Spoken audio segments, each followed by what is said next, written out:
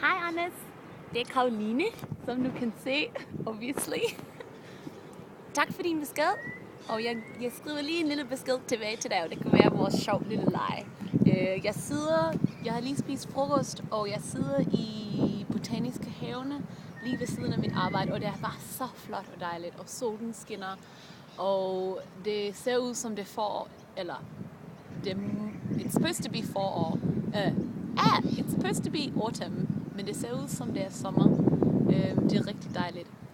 Anders, jeg deltager i en konkurrence, hvor jeg skal beskrive min by, og hvorfor det er så dejlig en by. Og hvis jeg vinder konkurrencen, så vinder jeg et job som en travel reporter i 6 måneder, hvor jeg skal rejse til 6 forskellige kontinenter og 25 forskellige lande. Og jeg planlægger at vinde. Jeg har brugt 2 måneder på at lave den her 3-minutters video. Og den første stop er Danmark, hvis jeg vinder. Og så kommer jeg i slutningen af juni på Roskilde. Så jeg håber, vi kan ses der.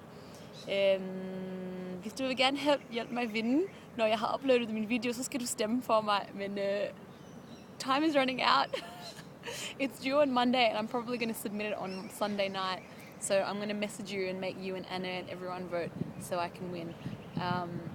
But it's not just a voting thing, it's also a merit and quality thing, and that's why I'm spending so much time. Jeg forklarer lidt senere, hvad jeg laver.